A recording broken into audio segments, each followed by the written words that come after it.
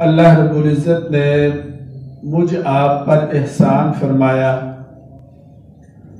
کہ مجھے اور آپ کو اپنے آخری نبی حضرت محمد صلی اللہ علیہ وسلم کی امت میں پیدا فرمایا۔ میرے عزیز و دوستو، آپ صلی اللہ علیہ وسلم آخری نبی ہیں۔ اللہ تعالیٰ نے خاتم النبیین بنا کر بھیجا۔ ختم نبوت کے صدقہ سے اللہ رب العزت نے اس امت کو انبیاء کی محنت والا کام عطا کیا۔ یہ دعوت و تبلیغ اس سے پہلے انبیاء کا کام تھا۔ دیکھیں، پہلے ترتیب یوں ہوتی تھی کہ نبی تشریف لاتے کسی بھی قوم پر، کسی بھی گاؤں میں، بستی میں، اور ان لوگوں کو کلمہ پڑھاتے، دعوت تبلیغ کے ذریعہ انہیں ہدایت پر لانے کی کوشش کرتے۔ کچھ لوگ مان لیتے، کچھ بیچارے قسمت کے مارے رہ جاتے۔ پھر نبی دنیا سے تشریف لے جاتے۔ جب نبی دنیا سے چلے جاتے تو وہ لوگ آہستہ آہستہ آہستہ آہستہ پھر دین سے دور ہونا شروع ہو جاتے۔ سمجھا رہی بات آپ؟ چنانچہ جب وہ لوگ پھر دین سے دور ہو جاتے تو اللہ اور نبی بھیج دیتے۔ کیوں جی؟ وہ نبی محنت کرتے، ان کو پھر سیدھے رستے پر لاتے۔ جب وہ نبی چلے جاتے، قوم بگڑ جاتی، اللہ اور نبی بھیج دیتے۔ تو یوں انبیاء آتے رہتے تھے۔ لیکن سرکار دو عالم صلی اللہ علیہ وسلم آخری نبی ہیں۔ لازم بات یہ ہے کہ اس امت میں بھی بگاڑ پیدا ہوگا تو اس کی حفاظت کا اور دعوت و تبلیغ کے والے کام کا پھر ذمہ کسے دیا؟ میں نے آپ کو یہ بات سمجھا دی کہ پہلے یہ کام انبیاء کرتے تھے۔ چنانچہ اللہ رب العزت نے اس ختم نبوت کے صدقہ سے اپنی جناب سے 4 انتظام فرمائے۔ کتنے جی؟ 4 انتظام فرمائے۔ نمبر 1، یعنی انبیاء جو نہیں آ رہے، اب جو خلا پیدا ہو گیا، اس خلا کو پر کرنے کے لیے 4 انتظام کیے گئے۔ نمبر 1، پہلا کام یہ کیا کہ قرآن کی حفاظت کا ذمہ اپنے اوپر لے لیا۔ دیکھیں، تورات بھی اللہ کی طرف سے ہے، انجیل بھی اللہ کی طرف سے ہے، زبور بھی آسمانی کتاب ہے، لیکن اللہ نے ان کی حفاظت کا ذمہ نہیں لیا۔ اور اتنی تفصیل نہیں بیان کی جا سکتی، مختصر وقت میں آپ سمجھ سکتے ہیں کہ ان کتابوں کو یا ان مذاہب کو باقی رکھنا مقصود نہیں تھا۔ سمجھ گیا نا بات؟ لہذا ان کی حفاظت کا بھی کوئی انتظام نہیں کیا، کوئی خاص انتظام بھی نہیں کیا۔ لیکن قرآن مجید کو یہ آخری کتاب، حضور صلی اللہ علیہ وسلم آخری نبی، یہ امت آخری امت، لہذا قیامت تک کے لیے اسے ہدایت کا ذریعہ بنا کر بھیجنا تھا۔ لہذا سب سے بڑا اور پہلا کام جو اللہ تعالیٰ نے فرمایا وہ یہ کہ اس کتاب کی حفاظت اپنے ذمہ لے۔ اِنَّا نَحْنُ نَزَّلْنَا الذِّكْرَ وَإِنَّا لَهُ لَحَافِظُونَ۔ دوسرا کام یہ کیا کہ اس امت میں ہر صدی میں ایک مجدد پیدا کرنا شروع کر دیا، پہلے نہیں تھا۔ چنانچہ حدیث میں آتا ہے کہ ہر صدی میں اللہ تعالیٰ ایک بندے ایسے کو پیدا کرتا رہے گا جو حق اور باطل کو، سنت اور بدعت کو، ہدایت اور گمراہی کو جدا کرتا رہے گا۔ تو کتنے انتظام ہو گئے جی؟ 2 ہو گئے. تیسرا انتظام اللہ تعالیٰ نے یہ فرمایا کہ اپنی غیر اور خاص مدد کے تحت ایسا نظم بنا دیا کہ اس امت میں ایک جماعت ایسی قیامت تک رہے گی، ہمیشہ رہے گی، جو حق پر قائم رہے گی. یعنی ایسا نہیں کہ رسول اللہ صلی اللہ علیہ وسلم کی بعثت سے لے کے قیامت تک کوئی دور ایسا بھی آیا ہو کہ پوری دنیا پر کوئی بھی حق والا نہ ہو. ایسا نہیں ہو سکتا. قیامت تک کے لیے ایسا ہوگا کہ ہمیشہ ایک جماعت حق پر رہے گی.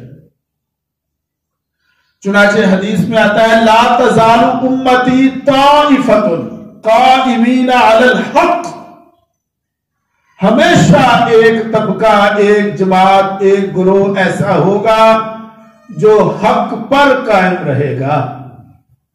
اور چوتھا انتظام یہ فرمایا لا الہ الا اللہ کہ دین کی تبلیغ کا کام ہر شخص کے ذمہ لگا دیا. میری بات آپ سمجھ گئے؟ ہر شخص کے فرائض منصبی میں یہ لکھ دیا گیا. چنانچہ قرآن پاک کا بالکل صاف ٹیکسٹ ہے کہ تم میں سے ایک جماعت ایسی ہونی چاہیے جو لوگوں کو امر بالمعروف اور نہی عن المنکر کرتی رہے. اللہ اکبر. اس سے یہ معلوم ہوا کہ دعوت و تبلیغ ہماری ذمہ داری ہے.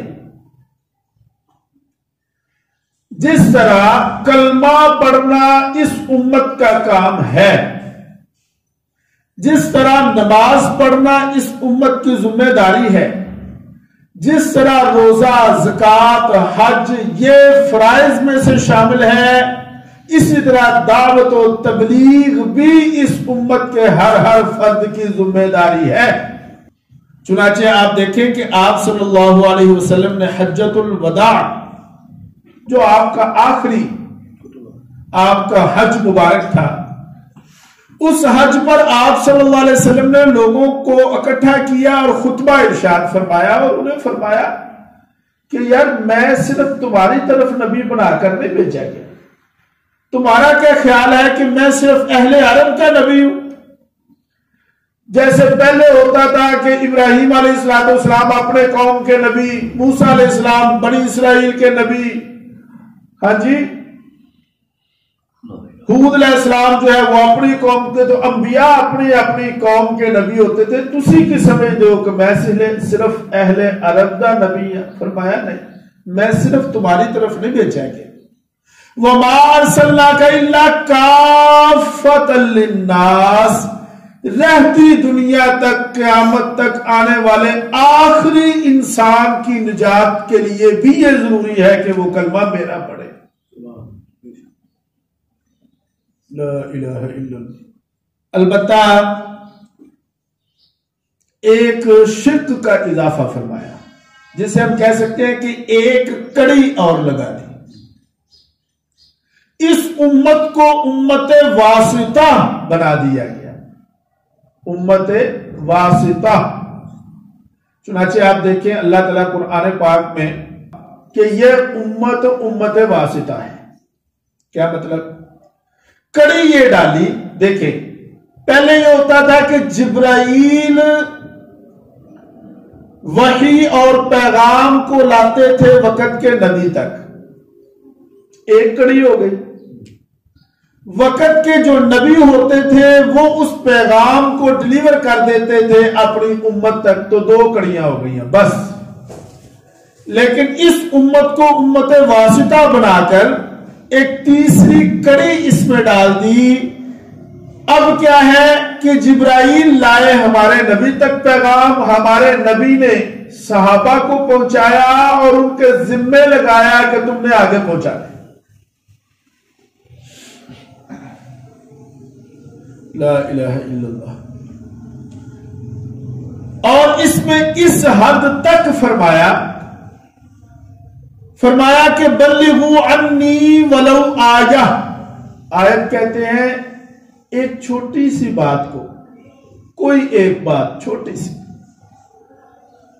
فرمایا بلغوا عنی ولو آیہ، تمہارے پاس اگر میری طرف سے کوئی ایک جملہ، کوئی ایک لفظ، کوئی ایک آیت بھی پہنچے گی تو تمہاری ذمہ داری ہے کہ آگے پہنچاؤ. اس سے معلوم یہ ہوا کہ یہ جو بندہ دعوت و تبلیغ والا کام کر رہا ہے، یہ بندہ جسے وہ کہتے ہیں نا آن مائی بیہاف، یہ رسول اللہ صلی اللہ علیہ وسلم کے بیہاف پر یہ کام کر رہا ہے. اس حد تک تاکید فرمائی. میں نے آپ حضرات کو آج انشاءاللہ اس کام کی اہمیت اور ذمہ داری سمجھانی ہے. فضائل تو میں پہلے بھی کئی موقعوں پر بیان کرتا رہتا ہوں، کر چکا ہوں. آج ہم نے خاص طور پہ اس بات کو فوکس کرنا ہے کہ دعوت اللہ میں ہماری ذمہ داری کس حد تک ہے. تو اس سلسلہ میں ایک بات میں عرض کر چکا ہوں کہ ہر فرد امت کی ذمہ داری ہے. میں عرض کر چکا ہوں جس طرح نماز ہمارے ذمہ، جس طرح روزہ ہمارے ذمہ، حج ہمارے ذمہ، زکوٰۃ ہمارے ذمہ، اسی طرح دعوت اللہ، لوگوں کو کلمہ پڑھانا، سیدھے رستے پر لانا، یہ بھی ہمارے ذمہ ہے. اچھا جی، اس سلسلہ میں یہ سن لیں کہ اللہ تعالیٰ نے ایک آیت ارشاد فرمائی. فرمایا کہ فَلَنَسْأَلَنَّ الَّذِينَ أُرْسِلَ إِلَيْهِمْ وَلَنَسْأَلَنَّ الْمُرْسَلِينَ، یقیناً ہم لازماً پوچھیں گے ان رسولوں کو بھی جن کو ہم نے بھیجا، اور ہم لازماً پوچھیں گے ان کو بھی جن کی طرف بھیجا گیا. سوال رسولوں سے بھی ہوگا اور سوال امتوں سے بھی ہوگا. ایسے نہیں ہے یہ بات، ہلکا نہ سمجھے. ہم اس کام کو ایزی ایسے نہ سمجھے کہ کوئی گل نہیں، مولوی بیٹھے رہے نہ کر دینے پہ.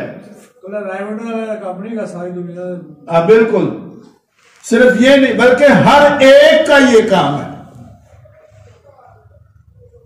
اور میرے عزیزوں دوستو، یہاں پر میں ایک اور آیت کا حوالہ بھی دوں گا آپ کو، تاکہ اپنی اس بات کو میں کسی حد تک کمپلیٹ کر سکوں.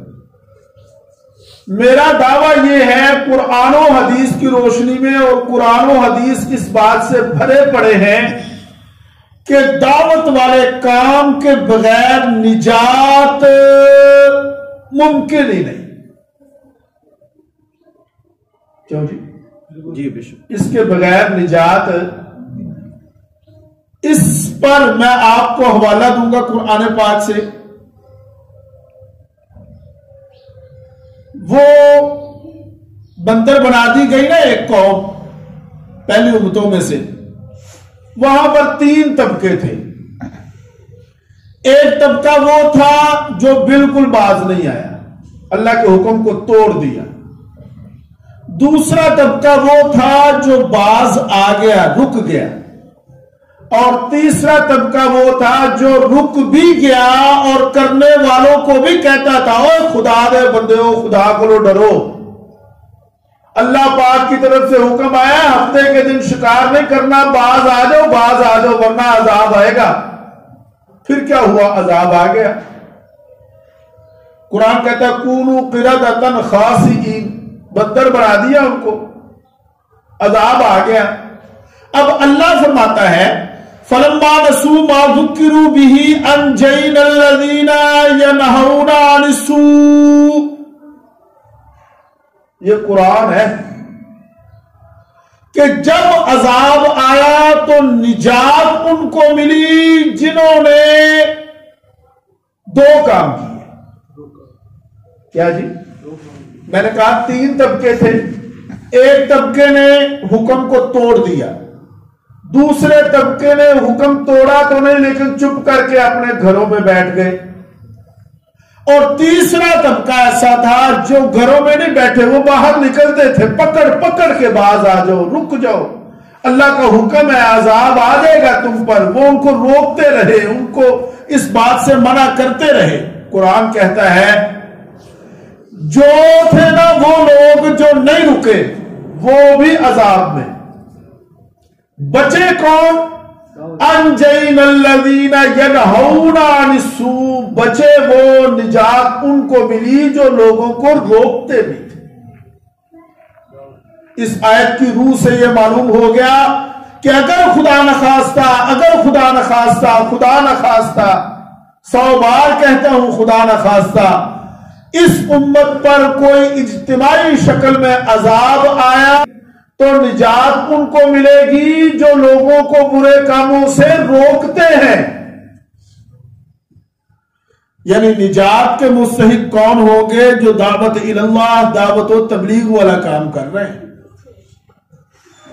یہی وجہ ہے کہ سرکار دو عالم صلی اللہ علیہ وسلم حجۃ الوداع کے موقع پر جب اپنی تعلیمات کو فنشنگ ٹچز دے رہے تھے تو آپ صلی اللہ علیہ وسلم نے وہاں پر فرمایا نماز کا خیال رکھنا، نماز کی حفاظت کرنا، غلام کے ساتھ اچھا سلوک کرنا۔ پھر آپ نے ایک سوال فرمایا،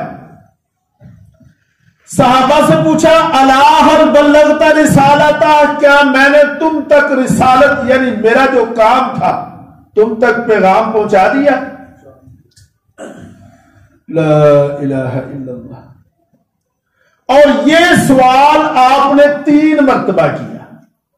آپ حضرات جانتے ہیں کہ کسی سوال کو بار بار کرنا اس سوال کو مؤکد کرنا ہوتا ہے، تاکید۔ الا هل بلغت رسالتا، مجھے بتاؤ کیا میں نے تم تک پیغام پہنچا دیا؟ پھر الا بلغت رسالتا، مینوں صحیح دسیا جے کیا میں نے تم تک پیغام پہنچا دیا؟ پھر الا هل بلغت رسالتا، دیکھو میری رعایت نہ کرنا، کسی کی رعایت نہ کرنا، سچ بولنا، صحیح بتاؤ کیا میں نے تم تک اللہ کا پیغام پہنچا دیا کہ نہیں پہنچا دیا؟ وہ تو صحابہ سن، کیوں جی؟ اب میری مسجد میں آنا بولو یہ بولتے ہی نہیں، میں نہ اچھی بولو یہ بولتے ہی نہیں، وہ تو صحابہ سن۔ اب ان کو یا رسول اللہ صلی اللہ علیہ وسلم بار بار پوچھ رہے ہیں، بار بار کہا جا رہا ہے، صحابہ تو بےتاب ہو گئے کہ آپ کا تو ایک دفعہ ہی پوچھ لینا قرآن ہے، کیونکہ کبھی تو بغیر وحی کے بات کرتے نہیں۔ ان ہوا الا وحی یوحا، سورہ نجم پڑھو۔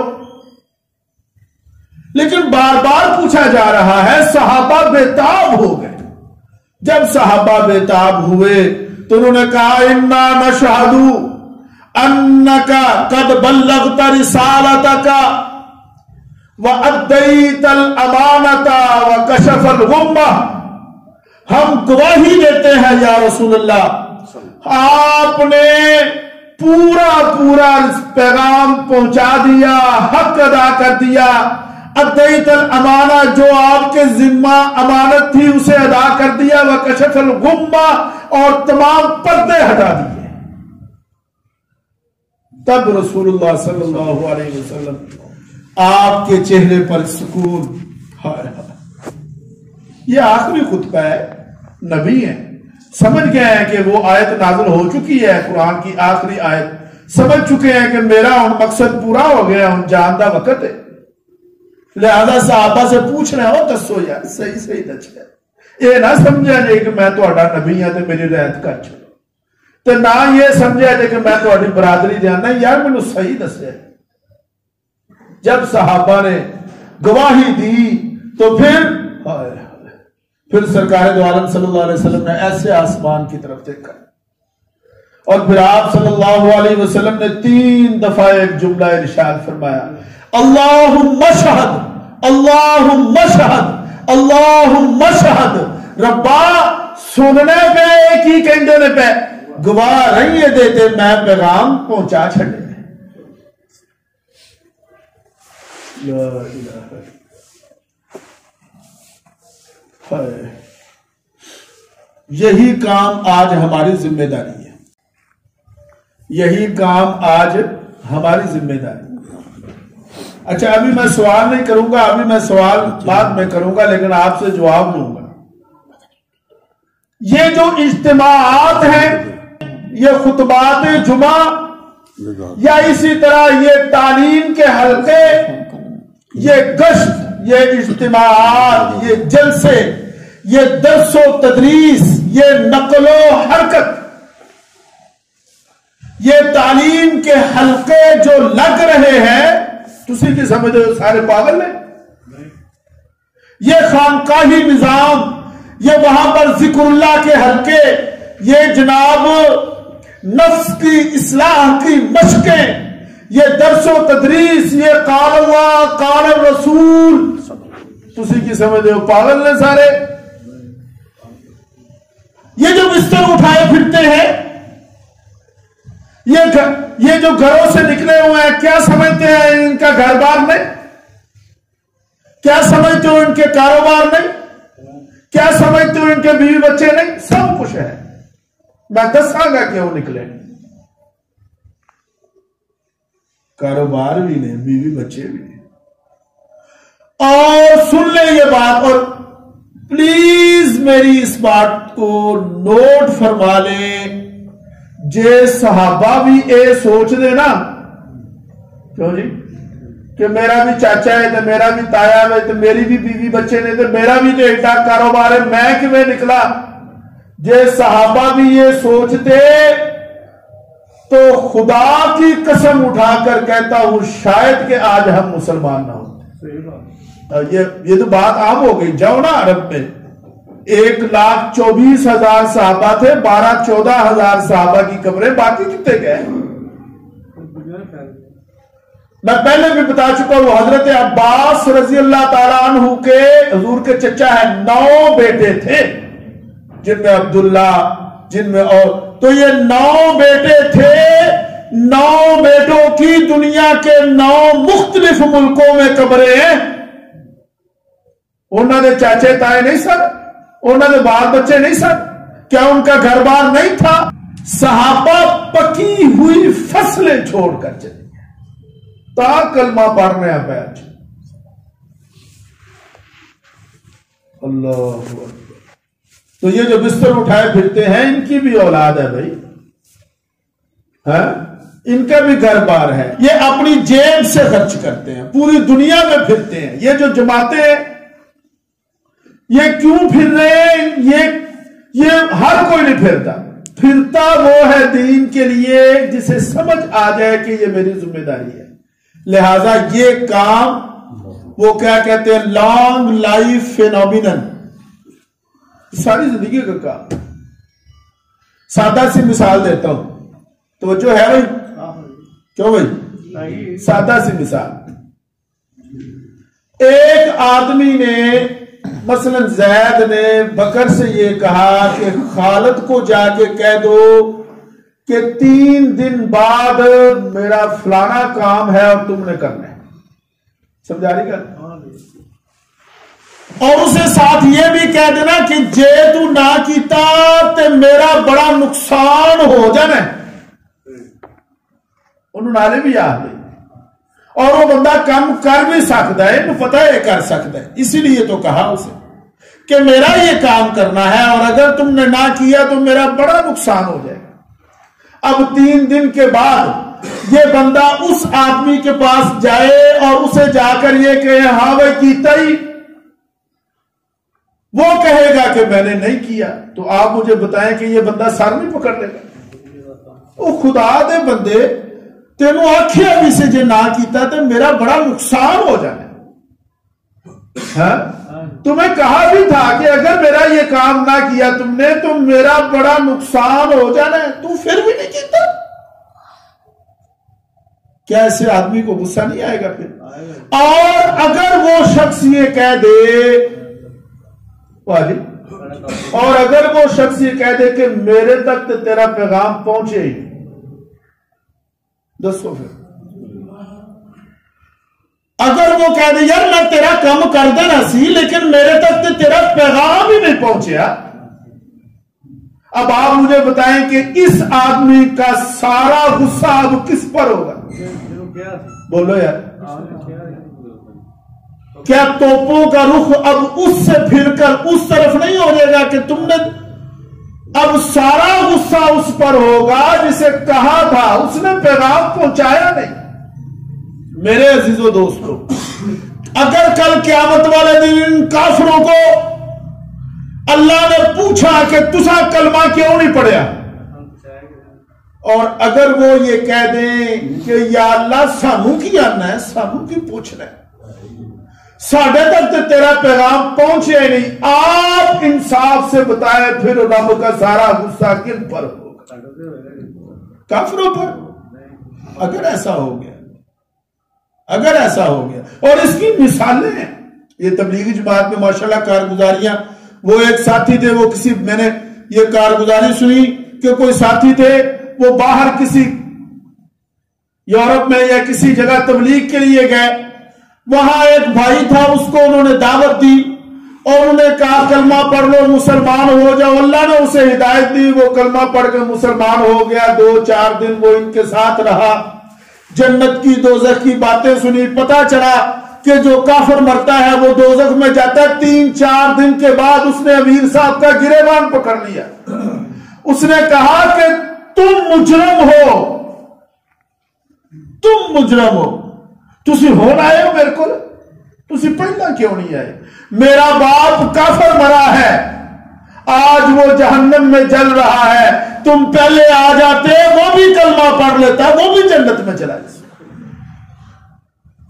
اور میرے عزیزو دوستو، آپ یہ مجھے بتائیں گے کہ کیا نوع انسانی اس بات کا حق نہیں رکھتی؟ کیا نوع انسانی کو اس بات کا حق حاصل نہیں ہے کہ وہ قیامت والے دن بارگاہ خداوندی میں یہ استغاثہ دائر کرے اور یہ کہے کہ یا اللہ یہ تھے تیری کتاب کے کسٹوڈینس، یہ تھے عاشق رسول، بڑے نعرے مارتے سن، اور کیا نوع انسانی یہ استغاثہ دائر نہیں کر سکتی کہ یا اللہ سانو کیوں دوزخ پہ جنڈے ہیں؟ آ بیٹھے نے عاشق رسول، آ بیٹھے نے جڑے کہندے سن اسی اے قرآن ساڈے تے اتریا ہے، انہاں نو پوچھ کے انہاں ساڈے تک پہنچایا نہیں؟ میرے عزیزو دوستو، یہ جو پھر رہے ہیں نا پوری دنیا میں، یہ جو چلت پھرت ہے، یہ جو گشت ہیں، یہ جو تعلیم کے حلقے ہیں، یہ جو اجتماعات ہیں، ان کا بھی گھر بار ہے، ان کے بھی بیوی بچے ہیں، ان کا بھی کاروبار ہے۔ یہ ہماری مسجد کے ایک ساتھی ہیں، میں آپ سب انہیں جانتے ہیں، میں نام نہیں لیتا، نام لینے سے پھر وہ ذرا عجب پیدا ہو جاتا ہے، میں نام نہیں لیتا۔ ہماری مسجد کے ایک ساتھی ہیں، ابھی چند دن پہلے وہ وقت لگا کے آئے، تب سے بیمار پڑے، ٹانگیں سوج کے اتنی بڑی، دیکھو ان کو جا کے، کیا وہ گھر میں راحت نہیں کر سکتے؟ یہ گھروں میں اس لیے نہیں بیٹھ رہے کہ ان کو پتا چل گیا ہے کہ کل کہیں قیامت والے دن ساڈے خلاف نہ اٹھ کھلوے کوئی، ہائے ہائے، یہ الزام سے بچنا چاہتے ہیں، یہ اس استغاثہ میں سرخرو ہونا چاہتے ہیں۔ میں نے کبھی قسم نہیں اٹھائی، لیکن میں قسم اٹھا کے کہتا ہوں کہ اللہ کی قسم کوئی ذاتی لالچ نہیں ہے، کوئی کسی سے کوئی پرسنل میٹر نہیں ہے، کوئی مفاد نہیں ہے، کوئی صرف ایک ہی درد ہے، ایک ہی کشک ہے کہ ساری امت جہنم سے بچ کر جنت میں جانے والی بن جائے۔ یہ کلمہ ہے، اس کی ہم نے کبھی پھیری لگائی ہی نہیں، کیوں جی؟ ہم نے کبھی اس کی ہم نے پھیری لگائی؟ ہم ڈالر کے چکر میں پڑ گئے، ڈالر جنہ ہو سکتا ہے، ہم ڈالر کے چکر میں پڑ گئے ہیں، پھیری والا ہی کوئی نہیں۔ وہ ایک پھیری والا تھا، اس سے کسی نے پوچھا یار تو آواز لائی جا رہے ہیں، کنو لو کنو لو، تیری سوندا تے ہے کوئی نہیں؟ انہیں آخیا کوئی سنے نہ سنے، میں تو آواز لانی ہے نا، ہماری کوئی سنے یا نہ سنے، ہم نے آواز لگانی ہے، کیوں کہ یہ ہمارا کام ہے، یہ ہمارا کام ہے، یہ ہماری ذمہ داری ہے۔ اور میرے عزیزو دوستو سن لیں، ہم پھیری لگا کر دیکھیں، ہم کلمہ کو لے کر چلے تو صحیح، بڑے خریدار بیٹھے ہیں۔ یہ دنیا پیاسی ہے، راہ دیکھ رہی ہے، کوئی آئے تو صحیح۔ اور ہم کلمے کو لے کر دنیا میں جانے کی نیت کر لیں، ہم کلمہ کو لے کر دنیا میں جانے کی نیت کر لیں، دنیا ذلیل ہو کر ہمارے قدموں میں آئے گی۔ یہ بھائی صاحب بیٹھے ہوئے ہیں، ایک مسجد کی طرف سے آئے ہیں، مدرسے کی طرف سے، ڈی جی خان سے، تو انہوں نے بات کی تو مجھے یاد آ گیا کہ میں نے بھی وہاں 32 دن لگائے تھے، تو مجھے اب کچھ کارگزاری بھی ذہن میں آ رہی ہے کہ جب ہم نے وقت لگایا تھا، توجہ کریں، لوکی آندے نے کافروں نو دعوت دیو جا کے، ہیں لوکی آندے نو ساڑھے کو پہنچو آ جاندے ہو، کافروں اوہ اللہ دے بندے ہو۔ اچھا میں اس پہ بھی مثال دیتا ہوں، آگ جل رہی ہے، اس میں گرنے والا ہے ایک آپ کا اپنا اور ایک آپ کا غیر یعنی پرایا۔ دسو جی پہلا کیوں بچاؤ گے؟ دسو بھائی، بھائی آگ دوزخ کی جل رہی ہے، اس میں کافر بھی جا رہے ہیں، مسلمان بھی جا رہے ہیں، ہم پہلے مسلمانوں کو بچانا چاہتے ہیں، یہ ہمارے اپنے کلمہ گو بھائی ہیں۔ تو ان کا علاقہ وہ فورٹ منرو اور کھر مجھے آج یاد آ گیا، پھر وہاں ہم نے جماعت کے ساتھ وقت لگایا، تقریباً 32 دنوں میں 2 دن ٹھہرتے تھے، 14-15 بستیوں میں ہم نے کام کیا۔ اب مجھے صحیح یاد نہیں، بالکل ذہن میں نقشہ ہے، لیکن اتنا مجھے یاد ہے کہ اس پوری پٹی پر اگر ہم نے 14 بستیوں میں کام کیا، 10 بستیوں میں مسجدیں ہم نے بنائی، مسجد ہی کوئی کلمہ نہیں آتا کسی کو، مسجدیں بنائی۔ مسجدیں بھی کیسے کیا کہ اچھا بھائی یہ اتنی جگہ، وہ پتھر شتر لگا دیے، پہاڑی علاقہ تھا، وہ محراب سا بنا دیا، اور 2 دن اس بستی میں رہے، ایک بندے کو 2-4 سنتیں یاد کرا دی، لو جی آپ تہاڈا امام ہے تو نماز پڑھائے کرے گا، کوئی جگہ مخصوص کر چھڑی کے اتنے مسجد ہے۔ 10-12 بستیاں ایسی ہیں کہ وہاں پہ مسجدیں نہیں ہیں۔ یہ ہمارے مسلمان ملک میں حال ہے، کلمہ نہیں آتا لوگوں کو، اور دور دی گل چھڑ دیو، یہاں شہروں میں جہاں چاروں طرف مسجدیں ہیں، 100 میں سے 10 ایسے، معاف کرنا یار یہ دیکھو ہاتھ باندھ کے کہہ رہا ہوں لیکن یہ حقیقت ہے، 100 میں سے 10 ایسے ہیں جو کلمہ صحیح پڑھتے ہیں۔ پڑھنے والے تو سارے نے لیکن غلط۔ 100 میں سے 10 ایسے ہیں، زیادہ بھی ہو سکتے ہیں، میں ایک اندازہ، میں نے پہلے معذرت کر کے بات کی ہے، زیادہ بھی ہو سکتے ہیں۔ کلمہ صرف پڑھنا ہی فرض نہیں، صحیح پڑھنا فرض ہے۔ کیا جی؟ اللہ تعالیٰ مل دیتا ہے۔